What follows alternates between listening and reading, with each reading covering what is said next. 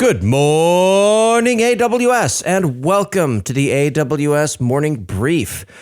We begin today with a request. If you enjoy this podcast, please leave a positive review in iTunes. On the other hand, if you despise this podcast, please leave a positive review in iTunes.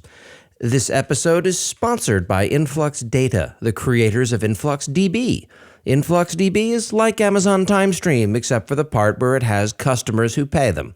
In addition to being actually available for sale, it is also the de facto time series database you probably use if you need a time series database. They've got a few other products available as open source, as well as managed service offerings.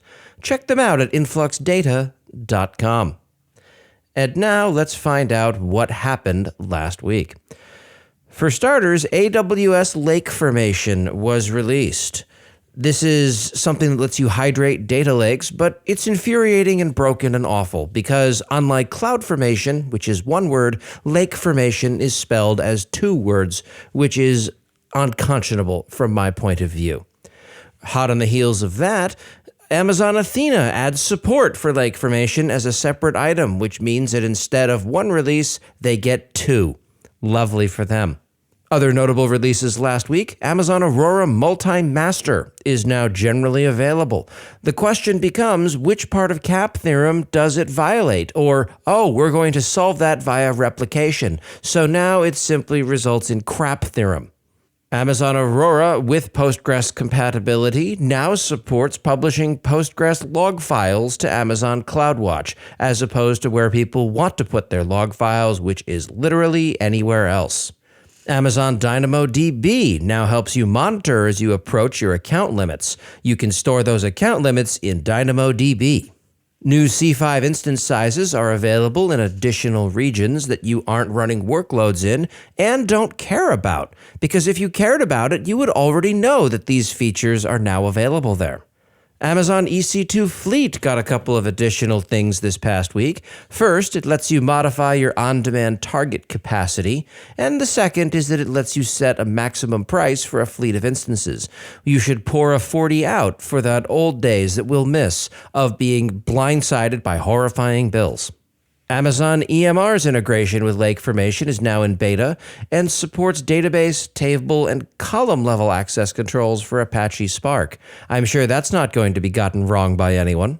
Amazon RDS for Aurora now supports new instance sizes, all of which are horrifyingly expensive, because did you not hear me when I said Oracle?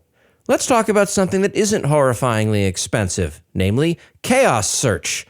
Chaos Search gives you an Elasticsearch-compatible API with unlimited data retention because that data lives as it has always lived in your own S3 bucket in your account. You don't have to load it into a database and then pay for instances to run that database for you. It cuts what you're spending on Elasticsearch bills by roughly 80% on average, without the terrible parts of having to manage Elasticsearch. They are not just a sponsor of this episode, they're also a vendor that I adore. Check them out at chaossearch.io, and my thanks to them once again for sponsoring this ridiculous podcast. Amazon RDS SQL Server now supports changing the server-level collation and other feature enhancements that I'm almost sure they've made up because there's no way that's a real thing. Amazon Redshift launches concurrency scaling in 5 additional AWS regions and enhances console performance giraffes in all supported AWS regions. Terrific, because when you're using Redshift, the number one thing you care about is performance, not analyzing vast quantities of data, except no, the exact opposite. Amazon Rekognition now detects violence, weapons, and self-injury in images and videos. It improves accuracy for nudity detection after being lobbied by the modern Puritans of America, but is still freely available to organizations that put children in cages. Wonderful. You'd really think they would keep that service quiet for the time being, given the brewing controversy around it being made available to ICE. Amazon SageMaker Ground Truth adds data labeling workflow for named entity recognition. That's a lot of words to say that SageMaker Ground Truth now has a few extra capabilities around a service which, let us not forget, is just a bunch of people like Mechanical Turk labeling your data sets for you instead of your expensive data scientists. Amazon SageMaker notebooks are now available with a pre-installed R kernel.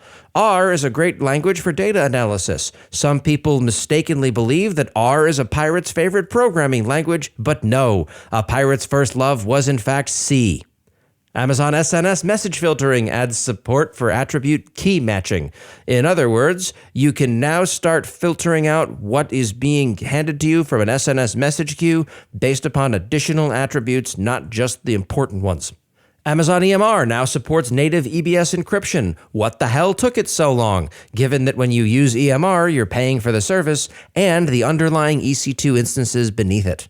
Amazon WorkDocs migration service has launched and is ready to migrate data into WorkDocs in an aspirational bid to then one day getting an actual customer. The Amplify framework adds local mocking and testing for GraphQL APIs, storage, functions, and hosting. I think that's great and all, but I'm not local. I'm in San Francisco, and I can mock it from anywhere. AWS Data Sync now supports VPC endpoints, only a year after almost everything else supported VPC endpoints. Welcome to the party. AWS Fargate is now available in Hong Kong, which is kind of awesome. If you're using Fargate, that might be valuable for you. If you're not using Fargate, consider using Fargate. AWS Glue now provides Find Matches ML Transform.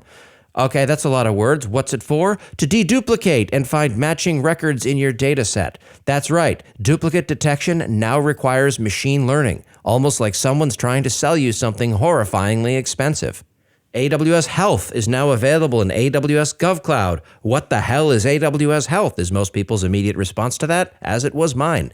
It turns out that that's what powers the Personal Health Dashboard, which is a status page that packs just the things in your specific account. No word yet onto whether it lies even slightly less than Amazon's normal status page, which you can read at stop.lying.cloud. AWS IoT Device Defender expands globally. Normally, when you say that something expands globally, you're saying it's enormously fat. IoT Device Defender also supports mitigation actions for audit results. That's right, instead of whining helplessly, it can now actually do something about it when it detects something it should care about.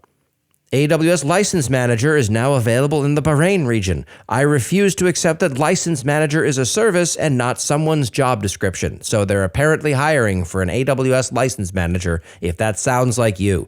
Want a miserable job? Go be a License Manager. X-ray support is also available in Bahrain. To be very clear, this is not a benefit.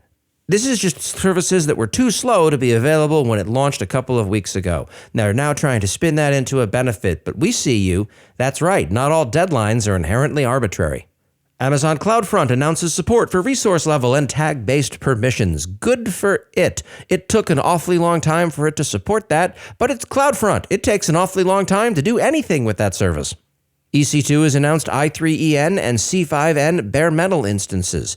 These are the same instances you know and love, only now it has direct access to hardware and a couple of processor capabilities. Why do you need such a thing? If you're asking that question, let me save you time. You don't. You don't need those things. Private Link has come to the AWS GovCloud US East region, finally, and that's not really a problem of the service so much as it is the joys of getting anything into GovCloud. Boxes need to be checked, and it's effectively supporting the same thing that it's always supported in the commercial regions, just way later. Counterpoint, if you're in GovCloud, moving quickly is not your primary concern. You can now launch a few services, including AWS Glue, Amazon EMR, and Aurora serverless clusters inside of shared VPCs. For those who missed that announcement for a few months now, you've been able to have VPCs shared between accounts. Its primary purpose is to shatter your understanding of the AWS account model.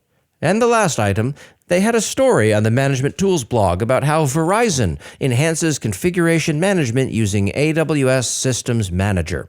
Because if there's one company I want to take lessons on how to do things more effectively from, it's Verizon.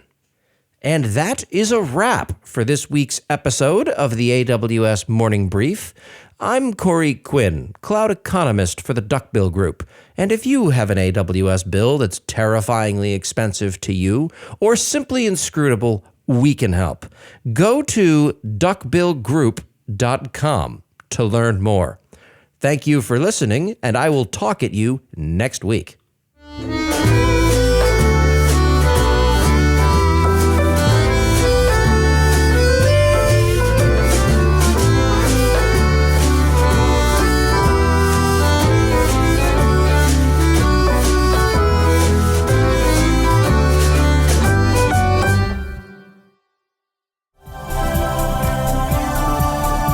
This has been a Humble Pod production. Stay humble.